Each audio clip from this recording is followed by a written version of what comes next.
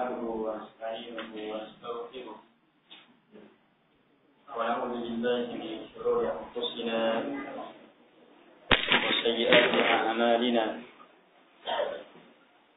من يهده الله فلا مضل له ومن يضلل فلا هادي له وأشهد أن لا إله إلا الله وحده لا شريك له وأشهد أن محمدا عبده ورسوله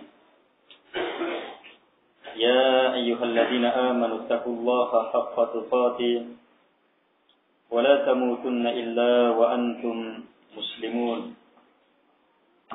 يا أيها الناس اتقوا ربكم الذي خلقكم من نفس واحدة وخلق منها زوجها وبث منهما رجالا كثيرا ونساء واتقوا الله الذي تساءلون به والأرحام إن الله كان عليكم رقيبا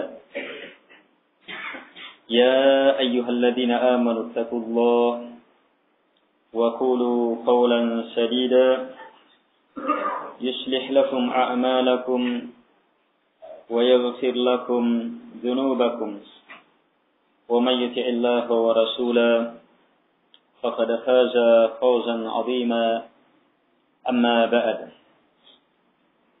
فإن أصدق الحديث كتاب الله وخير الهدي هدي محمد صلى الله عليه وعلى آله وسلم وشر الأمور محدثاتها وكل محدثة بدعة وكل بدعة ضلالة وكل ضلالة في النار.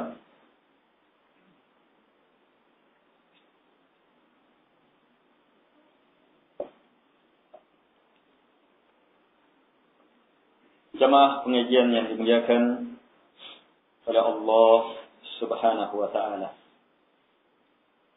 Kita bersyukur kepada Allah Subhanahu wa taala yang telah memberi dan terus menerus mencurahkan nikmat demi nikmatnya kepada kita, sehingga tak sekejap pun kita lepas dari curahan nikmat darinya. Terus menerus kita berada dalam naungan kasih-Nya, perkara yang Allah Subhanahu wa taala telah tegaskan, wa rahmati wasi'at kulla syai', dan rahmatku melingkup segala sesuatu. Karena itulah Allah Subhanahu wa taala menegaskan pada ayat yang sering kita dengar, wa in ta'uddu ni'matallahi la tuhsuha. Jika kalian menghitung-hitung nikmat Allah, maka pasti kalian tidak akan mampu membilangnya. Semua ini karena besarnya nikmat itu dan terus menerusnya nikmat itu. Karena itulah, mari kita memanfaatkan nikmat demi nikmat darinya untuk semakin tunduk dan taat kepada Allah Subhanahu wa taala. Ingat dan terus kita ingat, camkan dan terus kita kokohkan bahwa tambahan nikmat hanya melewati satu pintu, pintu kesyukuran. Allah Subhanahu wa taala berfirman, la in syakartum la azidannakum. Ini syarat dan jawaban darinya. La in syakartum, jika kalian bersyukur. Jika kalian bersyukur, la azidannakum, maka pasti saya akan tambah. Semakin besar nikmat yang Allah beri kepada kita, maka semakin besar tuntutan kesyukuran, dan tunggu tambahan yang lebih besar lagi. Ingat, sebesar-besar nikmat adalah nikmat agama. Karena itulah kesyukuran terhadapnya menuntut upaya besar pula. Dan tambahan terhadap kesyukuran akan nikmat agama ini lebih besar daripada kesyukuran terhadap nikmat dunia. Walaupun seluruhnya adalah kebaikan di sisi Allah Subhanahu wa taala. Jamaah yang dimuliakan oleh Allah Subhanahu wa taala. Kita sekarang berada dalam majlis ilmu. Majlis yang kata Rasulullah sallallahu alaihi wa ala alihi wasallam, raudatun min riyadil jannah, taman dari taman-taman surga. Majlis yang di dalamnya kita bisa meraih seluruh sebab untuk selamat dari laknat di muka bumi. Dalam sebuah hadis yang disebutkan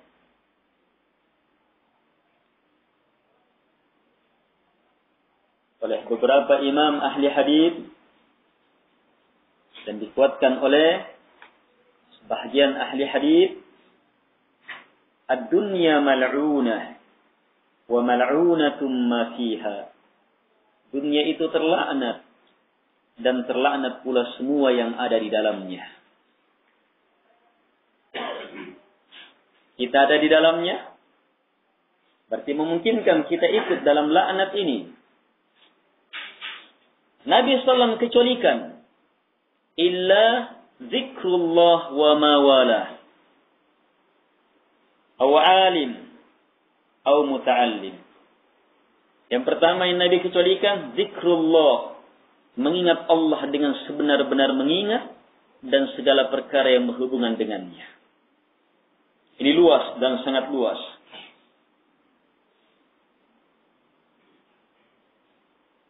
Yang kedua, alim, orang yang berilmu.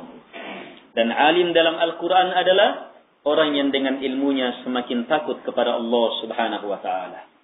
Innama yakhshallaha min ibadihi ulama. Tidak ada yang yakhshallah, yang takut kepada Allah dari hamba-hambanya kecuali al-ulama, orang yang berilmu. Jangan justru semakin berani mengotak-ngatik ayat-ayat Al-Quran, berani membantah. Kata pepatah, padi semakin berisi, semakin merunduk. Demikianlah kalau orang mempunyai isi. Adapun yang tidak mempunyai isi, umur bertambah seperti padi yang dimakan hama. Yeah. Semakin tinggi, kemudian jadi putih, beruban. Tapi begitu dipanen tidak ada isinya. Yang ketiga yang lepas dari laknat, muta'allim, orang yang belajar dan terus belajar. Dia belajar untuk menghilangkan kebodohannya dan dengan niat pula supaya bisa menyampaikan kepada masyarakat, supaya masyarakat juga bisa paham. Tiga ini kita bisa dapat dalam majelis ilmu.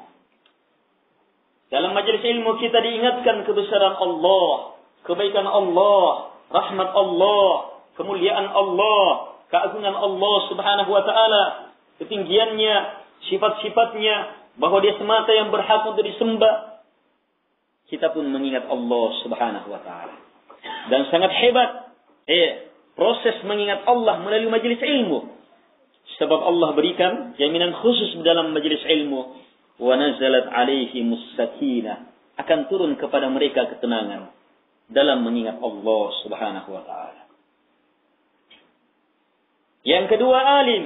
Melalui majelis ilmu kita mendapatkan ilmu. Ilmu yang membuat kita takut kepada Allah Subhanahu wa ta'ala. Dengannya kita menjadi alim sesuai dengan kadar ilmu itu. Sebab alim, orang yang berilmu berjenjang-jenjang. Tapi syarat utamanya, ilmunya semakin melahirkan dia takut kepada Allah Subhanahu wa ta'ala. Bukan titel yang menjadi ukuran keulamaan seseorang.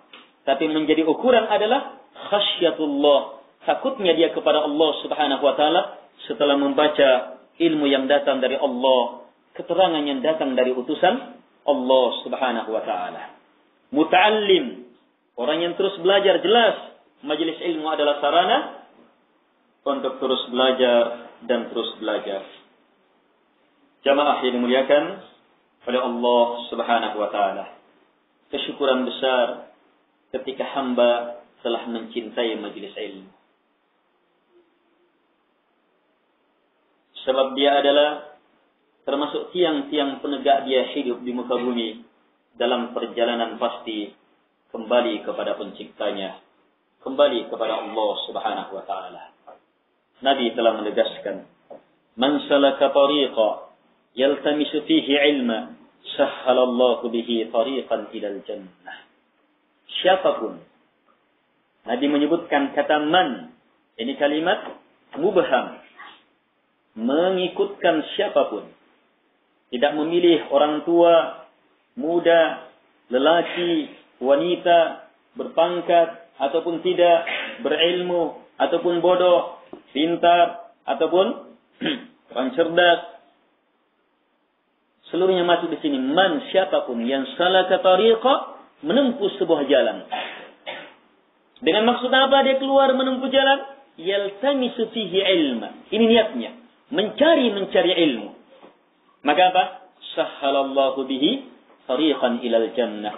Allah akan mudahkan baginya. Dengan ilmu itu, jalan menuju surga. Jalan menuju surga itu berat. Ketika surga dicipta, Allah subhanahu wa ta'ala menyuruh Jibril melihatnya. Jibril berkomentar, tidak ada seorang pun kecuali mau masuk di dalamnya. Tadi Allah subhanahu wa ta'ala kemudian mencipta penghalang-penghalang di sekeliling surga. Ujian-ujian untuk bisa masuk ke dalam surga. Sesuatu yang tidak boleh tidak harus kita lewati untuk masuk ke dalam surga. Setelah Jibril melihatnya, Jibril berkomentar, siapa yang akan bisa masuk ke dalamnya? Atau semakna dengan itu. Berat dan berat.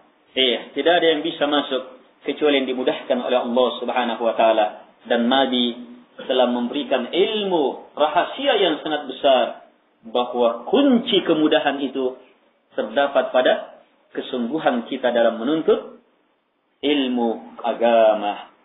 Kemuliaan yang Allah subhanahu wa ta'ala turunkan. Ilmu yang sangat kita perlukan dalam kehidupan pribadi. Ilmu yang sangat kita perlukan dalam kehidupan berumah tangga. Ilmu yang sangat kita perlukan dalam kehidupan bermasyarakat. Ilmu yang sangat diperlukan oleh penguasa, oleh rakyat, oleh aparat, oleh orang yang terhukum, lelaki, wanita. Ilmu yang sangat diperlukan oleh orang yang lagi senang, lagi susah. Ilmu yang sangat diperlukan dalam bidang kehidupan kita, dalam kondisi apapun juga. Ilmu ini sangat kita perlukan di dunia, di alam barzah, dan di akhirat. Kemuliaan seseorang terletak pada sejauh mana dia meraih ilmu ini, meyakininya, mengamalkannya, mendakwahkannya, dan bersabar di atasnya. Yarfa'illahu alladhina amanu minkum walladhina utul ilma darajat. Allah subhanahu wa ta'ala mengangkat orang-orang yang beriman di antara kalian. Allah angkat orang-orang yang beriman. Terus orang yang berilmu, Allah angkat walladina utul ilma darajat. Orang-orang yang diberi ilmu, darajat, berderajat-derajat lagi. Syukuri kemuliaan besar yang Allah subhanahu wa ta'ala beri kepada kita. Cinta terhadap ilmu. Menghadiri majlis ta'lim. Mempelajari agama Allah subhanahu wa ta'ala.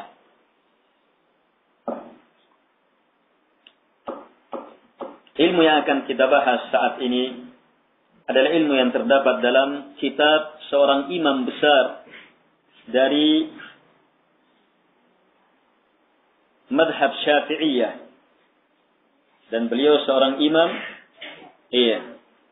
yang berusaha menegakkan, menyampaikan ilmu di atas Quran dan Sunnah dan tidak taklid kepada madhab. Tapi walaupun demikian, setiap manusia tidak akan lepas dari kesalahan. Imam Abu Zakaria Yahya ibn Sharaf An-Nawawi rahimahullahu ta'ala. Dalam kitab beliau Riyadus Shalihin. Dan kita sekarang berada dalam bab yang kedua. Babut Taubah. Bab tentang taubat. Kita sudah sebutkan, bacakan keterangan Imam An-Nawawi dalam bab ini. Tentang ilmu yang datang dari para ulama bahwa taubat wajib bagi setiap dosa. Kemudian taubat itu adalah ibadah yang mempunyai syarat. Kalau maksiat atau dosa itu berhubungan antara hamba dengan Allah subhanahu wa ta'ala, maka harus ada 3 syarat. Yang pertama, dia harus berlepas dari dosa itu. Yang kedua, dia harus betul-betul menyesali perbuatan dosa itu.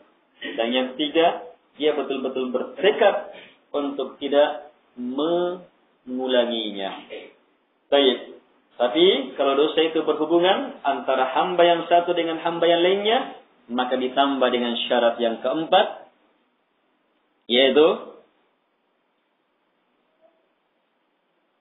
hamba harus yabra min haqqi sahibi, harus berlepas dari haknya orang yang dia zalimi itu. Dari haknya orang yang dia zalimi. Kalau berupa harta benda, maka harta ini harus kembali. Kalau berupa tuduhan, maka dia harus bersihkan namanya.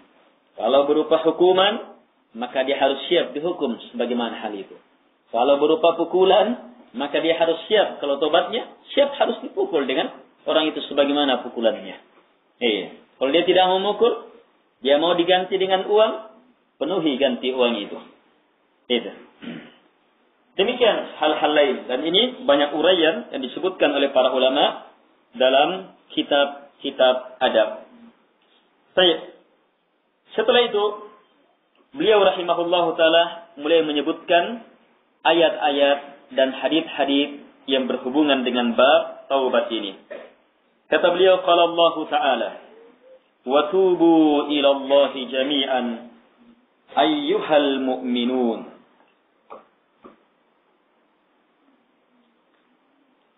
Dan bertaubatlah kepada Allah Subhanahu wa ta'ala jami'an, kalian seluruhnya, ayyuhal mu'minun, wahai orang-orang yang beriman, la'allakum tuflihun, semoga kalian beruntung.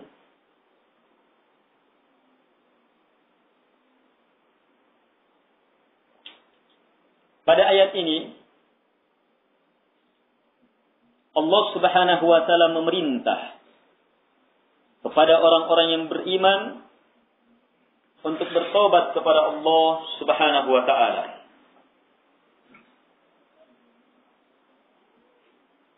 Dan perintah di sini hukumnya wajib.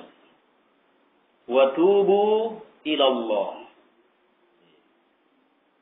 Sebab asal perintah dalam agama adalah wajib. Kecuali kalau ada keterangan-keterangan yang membatasi wajibnya. Dan di sini kita tidak menjumpai keterangan yang membatasi wajibnya bertaubat kepada Allah Subhanahu wa ta'ala. Wa tubu ila Allah jami'an. Ini kalimat yang menguatkan. Betul-betul kalian seluruhnya. Menunjukkan bahwa tidak ada yang dilepaskan dari taubat. Tidak ada yang dilepaskan oleh Allah Subhanahu wa ta'ala untuk bertaubat. Siapapun dia, bahkan Nabi dan Rasul tetap diperintah untuk bertaubat. Mereka harus menjadi teladan dalam bertaubat walaupun apa dosa mereka. Dan nanti hadits yang pertama yang Syekh akan sebutkan adalah hadits yang langsung menjelaskan bagaimana Nabi bertaubat. Nabi yang langsung disebutkan haditsnya. Nabi bertaubat dalam sehari berapa kali. Ini menjelaskan kepada kita bahwa perintah Allah dalam ayat ini, wa tubu, bertobatlah kalian ila Allah, kepada Allah, jami'an, kalian seluruhnya, tidak ada yang bisa lepas. Dan ini ditegaskan lagi dengan kalimat ayyuhal mu'minun, wahai orang-orang yang beriman. Kenapa orang yang beriman yang disebut? Sebab kekuatan taubat terletak pada kekuatan iman.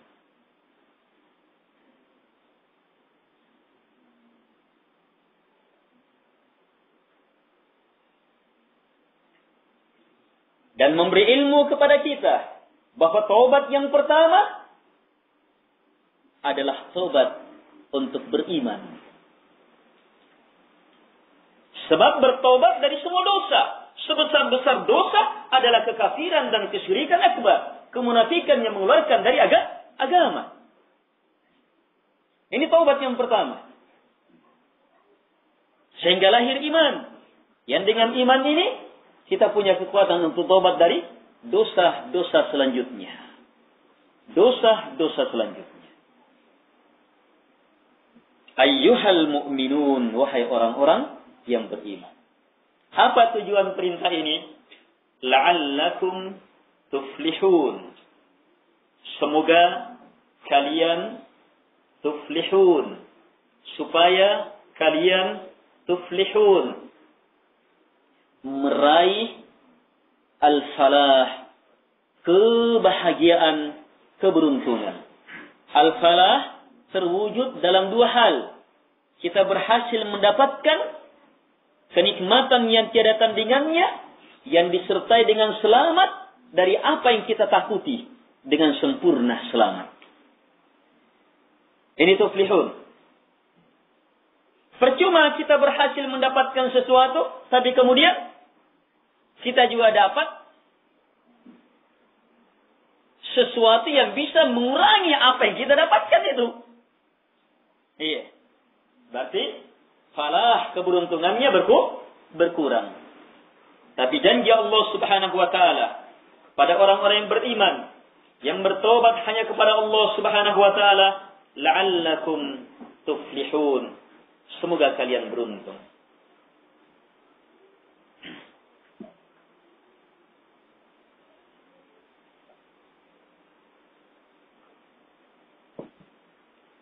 Perhatikan kalimat watubu ilallah, bertobatlah kalian kepada Allah.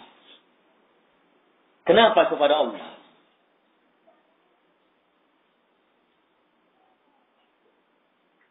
Ini asal tobatnya. Biar dia tobat berhubungan dengan manusia, tetap asalnya tobat kepada Allah Subhanahu wa taala. Iya. Adapun yang berhubungan dengan haknya orang, iya, maka melepaskan hak darinya. Itu makna tobat. Tapi asalnya harus ilallah. Watubu ilallah, bertobat kalian kepada Allah. Kenapa? Sebab tobat ibadah. Ibadah harus hanya kepada Allah Subhanahu wa taala. Dari sini kita mendapatkan tambahan syarat dari apa yang disebutkan oleh Imam An-Nawawi rahimahullahu taala, bahwa bertobat dipersyaratkan syarat yang pertama. Ini yang paling pertama dari semua syarat. Ikhlas hanya kepada Allah Subhanahu wa ta'ala.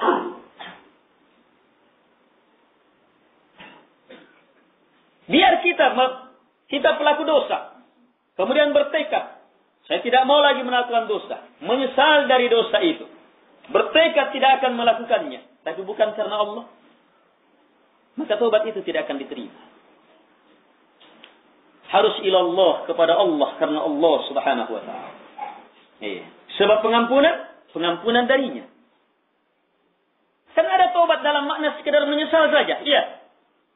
Ada orang tidak mau lagi balap-balapan. Taubat, saya taubat sudah. Menyesal, bertekad tidak akan melakukannya. Kenapa? Sebab ada ancaman.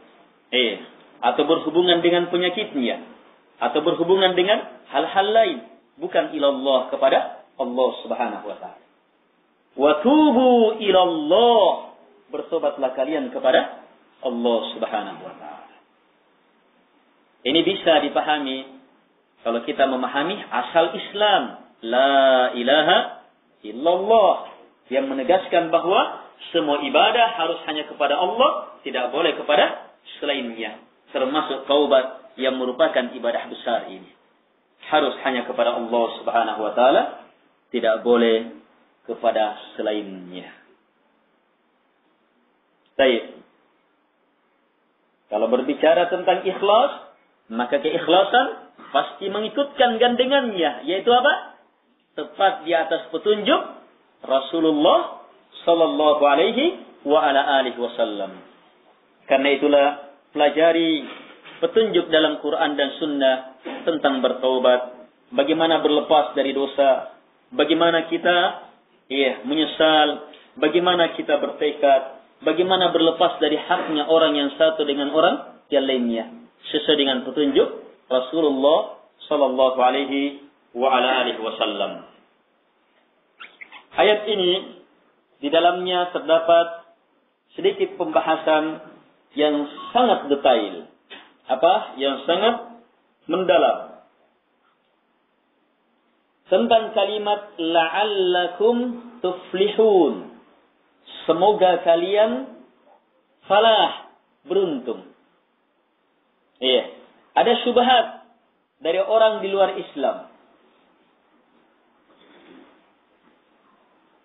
Islam itu agamanya janji-janji, agama janji-janji, bukan kepastian.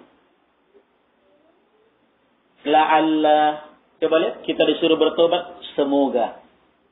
Kenapa bukan pasti kamu diampuni? Kalau agama kami kepastian. Kapan meyakini?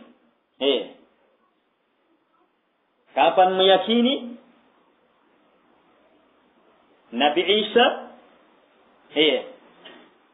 telah tersalib untuk menembus dosa semua pengikutnya, maka pasti dosa kita telah terampuni. Pasti. Agama kami kepastian. Kalau Islam, la'allakum, asa, semoga, moga-moga. Gimana menjawabnya?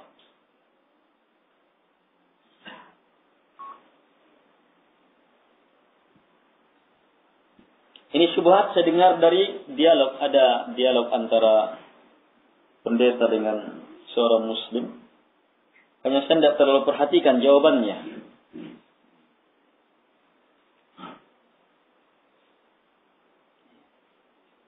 Karena kita mempunyai jawaban tersendiri yang diambil dari kitab-kitab para ulama. La'alla dalam bahasa Allah Subhanahu wa taala, dalam firman Allah Subhanahu wa taala, itu litahqiq, menunjukkan pasti. Ini dalam bahasa Arab.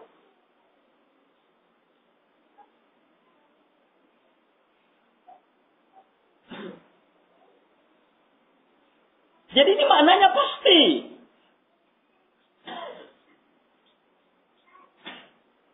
Kenapa muncul syubhat seperti itu?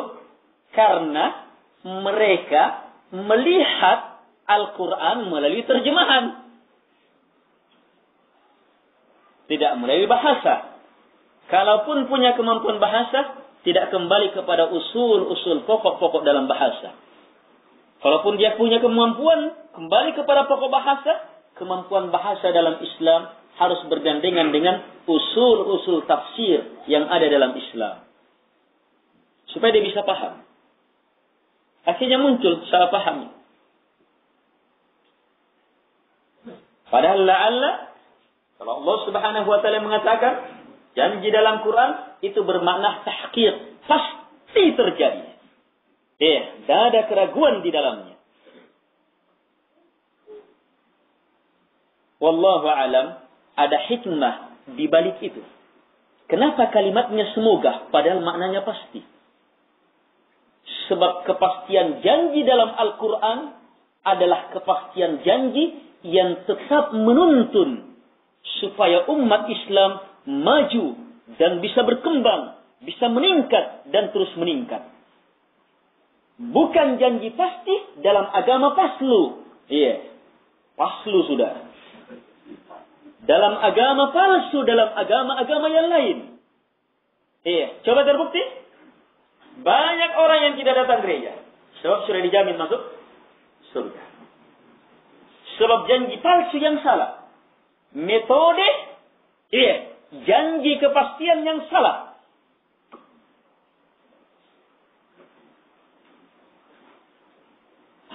Nabi Isa dibunuh juga salah. Bagaimana mungkin bisa meyakini kebohongan itu melahirkan pengampunan dosa?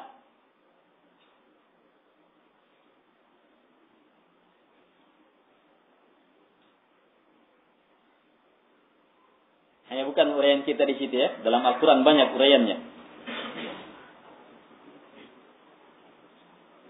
Terus kenapa pakai la'alla di sini? Kepastiannya mengantar supaya terus meningkat. Dengan kalimat la'alla, semoga, maka apa? Orang yang dipastikan mendapatkan keberuntungan akan apa? Terus berusaha. Dia tidak akan terpaku dengan saya sudah begini. Tapi dengan adanya kalimat semoga, melahirkan apa? Pikiran, kekuatan, keimanan untuk terus mengejar. Sebab ada kata semoga.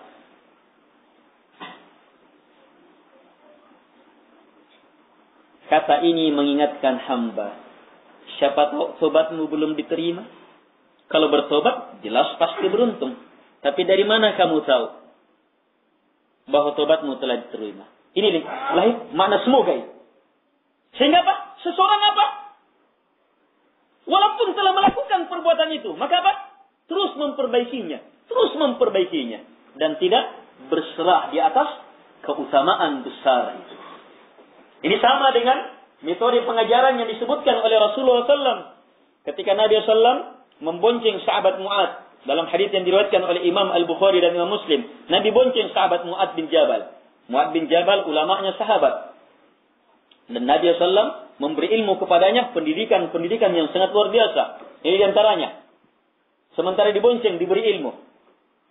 Ditanya, wahai Mu'ad, apa haknya Allah terhadap hamba dan apa haknya hamba terhadap Allah? Kata Mu'ad, Allah dan Rasulnya lebih tahu. Nabi pun memberitahu. Nabi beritahu, haqqullah ala al-ibad ayya'buduhu wa la yushriku bihi syai'a. Wa haqqul ibadi ala Allah alla yu'adziba man la yushriku bihi syai'a. Haknya Allah terhadap hamba harus beribadah kepada Allah dan jangan melakukan kesyirikan. Ibadah dan jangan melakukan kesyirikan.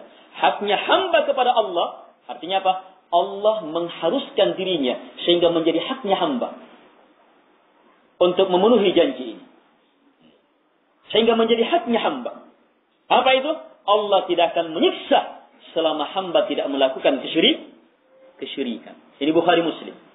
Satu saja syaratnya. Lepas dari syirik. Tidak akan pernah dapat siksaan. Ini keutamaan besar. Mu'ad radhiyallahu anhu memahami keutamaan besar. Ilmu yang sangat membahagiakan. Apa kata Mu'ad? Ya Rasulullah, afala ubashirun nas. Wahai Rasulullah, tidakkah saya sampaikan kabar gembira ini kepada orang-orang? Dia ingin bahagiakan kaum muslimin dengan ilmu ini. Sebab ilmu yang sangat luar biasa. Selamat dari syirik, tidak akan dapat siksaan. Tetapi apa kata Nabi ketika Mu'ad meminta? Kata Nabi, la tubashirhum. Jangan kamu sampaikan kabar gembira ini. Apa alasannya? Fayattakilu, mereka akan bersandar. Terfokus terhadap janji ini. Akhirnya pikirannya apa? Yang penting tidak disiksa. Selamat dari syirik, sudah. Penting tidak disiksa. Tidak berpikir bagaimana masuk surga. Meraih kedudukan ini. Tidak berpikir meraih kedudukan di atas lagi. Tidak berpikir bagaimana meraih kedudukan di atasnya lagi. Mengejar di atasnya lagi. Mengejar di atasnya lagi. Ini Nabi cegah di sini. Jangan kamu sampaikan. Fayattakilu. Mereka akan bersandar. Iya. Ini kabar gembira. Metode janji dalam Quran mengarah ke situ. Ini diantara hikmah menggunakan kalimat la'allakum. Ada kalimat semoga yang memberikan dorongan. Supaya mengejar. Terus mengejar. Kalimat-kalimat yang terdapat dalam Al-Quran itu mu'jizat. Dahsyat. Kedalamannya, keluar biasaannya, tiada tandingannya. Tapi bagi orang yang memahaminya. Tapi kita ketika tidak paham atau kurang paham, maka apa? Akan kurang yakin. Ketika kurang yakin, maka Al-Quran, ayat-ayat Allah, hadits-hadits Nabi tidak akan dipakai. Kalaupun kita pakai, mungkin hanya dipakai untuk sholat, berpuasa, zakat, haji. Terus, di pemerintahan, urusan perdagangan, urusan perekonomian, urusan hukuman, peradilan, pinjam-meminjam, kelahiran, kematian, pernikahan, dan lain-lainnya, dalam berbagai perkara dalam kehidupan ini, agama dikesampingkan. Tidak pernah terdengar ajaran mengesampingkan agama dalam urusan-urusan ini kecuali dari ajaran orang-orang kafir. Hanya ajaran ini mulai mengakar. Dan lebih mengerikan lagi, sebahagian dari tokoh-tokoh muslim menyerukan juga ajaran ini. Akhirnya muncul kalimat-kalimat, oh ini hanya berlaku di zamannya Nabi, sekarang tidak berlaku. Ini ayat ini hanya cocoknya di zaman dahulu, sekarang tidak cocok. Ini ayat ini hanya untuk orang Arab, kita bukan orang Arab, maka tidak cocok. Jamaah yang dimuliakan oleh Allah Subhanahu wa taala. Jadi jelas ya, ini keterangan dari ayat yang pertama. Titik pembahasan kita pada ayat yang pertama, yang berhubungan dengan taubat. Satu, taubat Allah perintahkan, jelas dalilnya. Mana dalilnya taubat wajib? Karena Allah Subhanahu wa taala perintahkan. Mana dalilnya taubat wajib? Karena Allah Subhanahu wa taala perintahkan. Terus di sini kita juga mendapatkan ilmu bahwa taubat yang wajib ini dipersyaratkan padanya ikhlas murni kepada Allah. Dalilnya ilallah. Dan mana dalilnya bahwa taubat itu berlaku terhadap semua orang tanpa kecuali? Kalimat jami'an ayyuhal mu'minun. Kemudian kita juga mendapatkan ilmu dari ayat ini, keutamaan besar dari taubat. Dan yang terakhir dalam pembahasan tadi, kita mendapatkan ilmu bahwa taubat itu mempunyai jenjang-jenjang yang sangat tinggi. Tidak ada yang bisa membatasi. Saat ini kita bisa bertaubat, ada taubat yang lebih hebat lagi di atasnya. Ada taubat lagi yang lebih sempurna lagi di atasnya. Teruslah bertaubat. Makanya yang disuruh bertaubat orang-orang yang beriman. Sudah beriman disuruh bertaubat. Bahkan Nabi dan Rasul tetap disuruh bertaubat. Kemudian beliau susul dengan ayat yang kedua. Wa qala Allah Ta'ala, wa anistaghfiru rabbakum thumma tubu ilaihi. Wa anistaghfiru rabbakum thumma tubu ilaihi.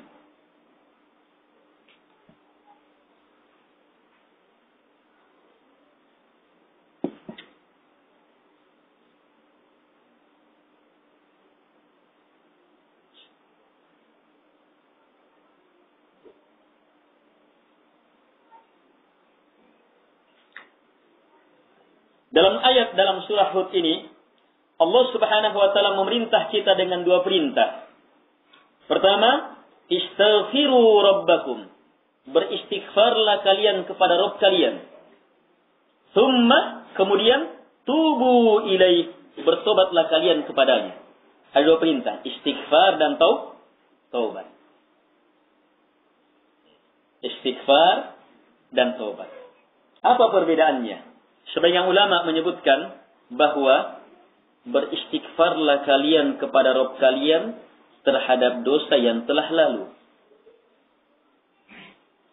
Dan bertobatlah kalian kepadanya terhadap apa yang akan datang. Terhadap apa yang akan datang. Apa yang telah lalu, istighfar jelas, Terus yang akan datang? Ini taubat terhadap apa yang akan datang. Sebab apa? Kita tidak jamin diri kita bisa selamat dari dosa. Apalagi setiap waktu, bertambah hari, bertambah pekan, zaman berganti, maka fitnah semakin besar yang merongrong agama kita. Kita tidak jamin diri kita. Luar biasa jenjang taubat ini. Sebelum terjadi, dia sudah bentengi dirinya dengan taubat. Baik.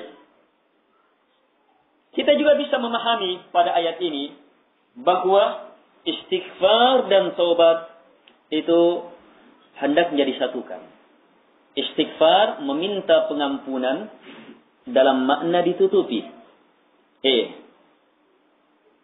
Kalimat ghain, fa dan ra, ghain, fa dan ra ini menutup.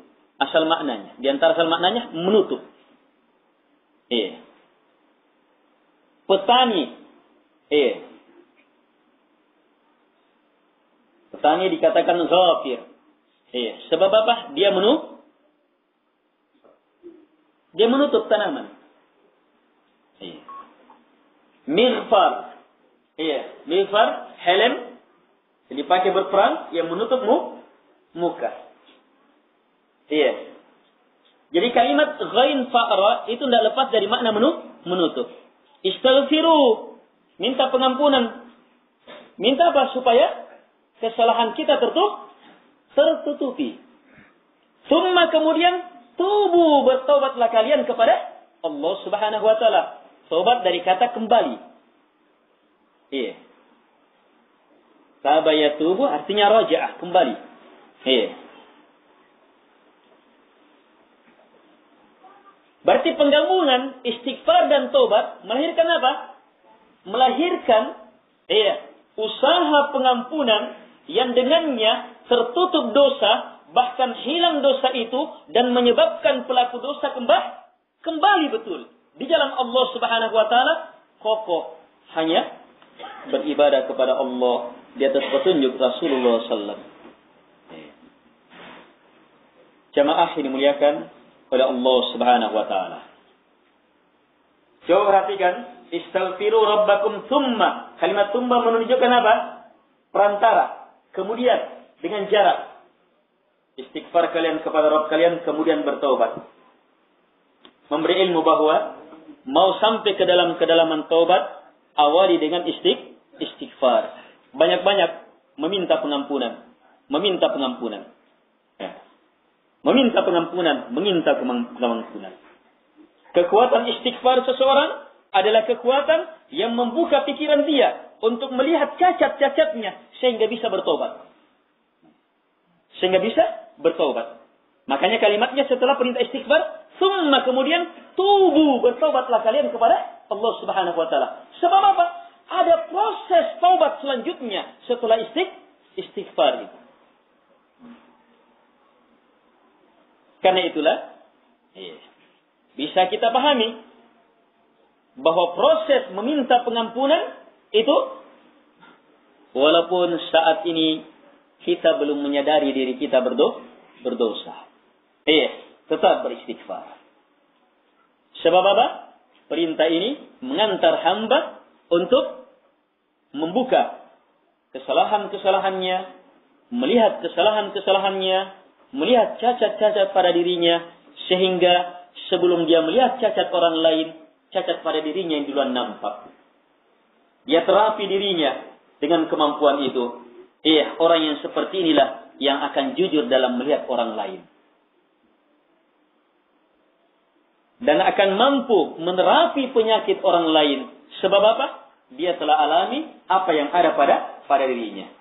Tapi ketika orang hanya mampu melihat cacat pada orang lain, tidak mampu melihat cacat pada dirinya, maka pasti dia akan salah dalam melihat atau hulu lewat batas dalam melihat kesalahan orang lain. Ayat ini juga memberi ilmu kepada kita, penegasan yang di atas. Istaghfiru perintah, wa tubu juga perintah. Kalau begitu, ini wajib. Rabbakum kepada Rabb kalian, ilaihi kepada Allah, menunjukkan bahwa istighfar dan taubat ibadah yang harus ditegakkan hanya kepada Allah Subhanahu wa taala. Kemudian ayat yang terakhir yang beliau sebutkan dalam bab ini, ayat yang terdapat dalam surah At-Tahrim ayat 8, Allah Subhanahu wa taala berfirman, "Ya ayyuhalladzina amanu tubu ilallahi taubatan nasuha."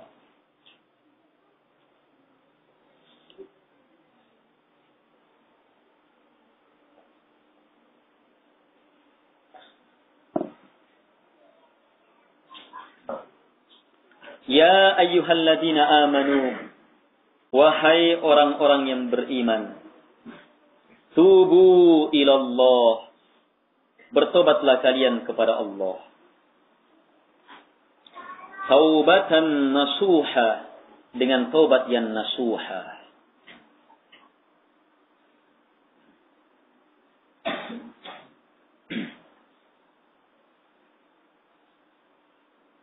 Ayat ini sama dengan ayat-ayat sebelumnya? Ya, di mana kesamaannya? Pertama, perintah taubat. Kemudian kepada Allah Subhanahu wa taala. Kemudian siapa yang dipanggil di sini? Orang beriman, sama dengan sebelumnya. Hanya ini perbedaannya apa? Disebutkan jenis taubat. Taubatan nasuha. Taubatan nasuha. Taubat yang nasuha. Taubat ini tidak bisa dilakukan oleh orang kafir. Hanya orang beriman yang dipanggil. Kadang orang kafir mengaku bersalah. Yes, bertaubat dari kesalahannya. Tapi dia tidak bisa melakukan taubat nasuha.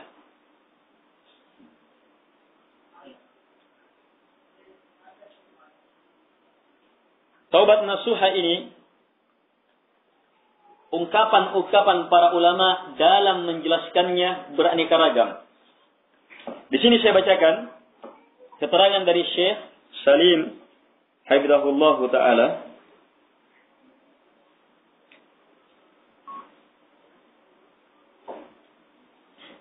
Kata beliau, ibarat para ulama tentang makna taubat an-nasuh ini sampai kepada 23 sampai 29 ibarat. Pendapat. Yang seluruhnya kembali kepada satu hal. Satu hal ini terkandung 3 hal di dalamnya. 3 hal di dalamnya. Jadi ini kesimpulan dari pendapat. Dari penjelasan para ulama tentang taubatan nasuha. Apa makna nasuha ini?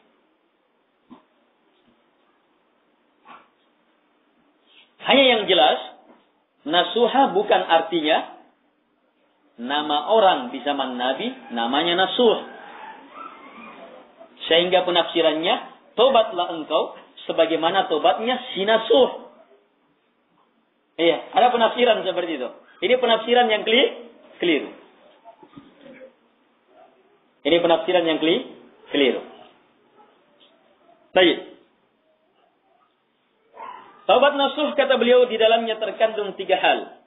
Yang pertama, ta'amimu jami'id dzunub wastighraqaha bihaitsu la tad'u dzamban illa tanawalathu wa la khafi'a illa atat 'alaiha.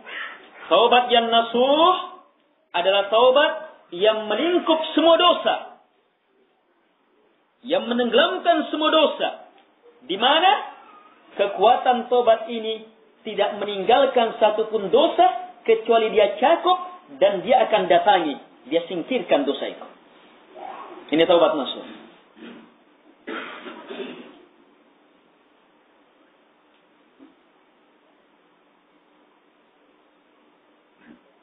Yang kedua kata beliau, ijma'ul azmi was-sidq bikulliyatihi 'alaiha bihaitsu la yabqa 'indahu taraddudun wa la talawwumun wa la intidar bal yajma'u 'alaiha kullu iradatihi wa azimatihi mubadiran biha. Yang kedua kata beliau, terkumpulnya tekad dan kejujuran dalam bertobat secara menyeluruh, di mana tidak tersisa bimbang, keluhan, penantian, mengulur-ngulur dalam bertobat. Bahkan seluruh keinginannya dan tekadnya terkumpul, jujur dalam bertobat, melahirkan kesegeraan dalam bertobat. Ini taubat nasuh.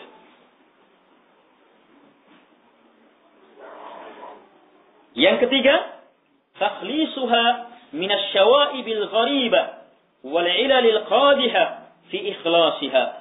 Taubat yang nasuh adalah taubat yang betul-betul selamat dari kotoran-kotoran yang aneh, sebab-sebab taubat yang mencacati keikhlasan taubat itu.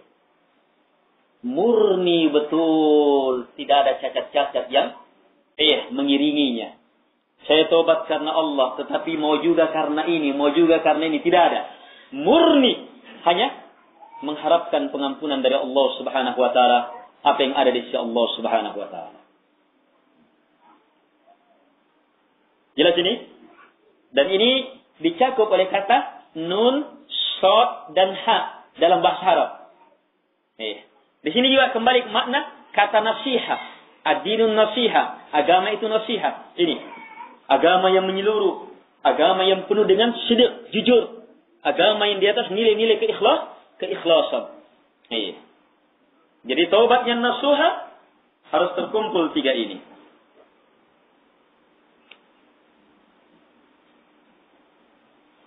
Jadi kalau kita lihat tiga hal ini mempunyai jalur yang berbeda, tetapi menyatu dalam taubat nasuha. Yang pertama, taubat nasuha mencakup semua dosa. Ini apa? Taubat nasuha dalam berbicara bentuk kesalahan.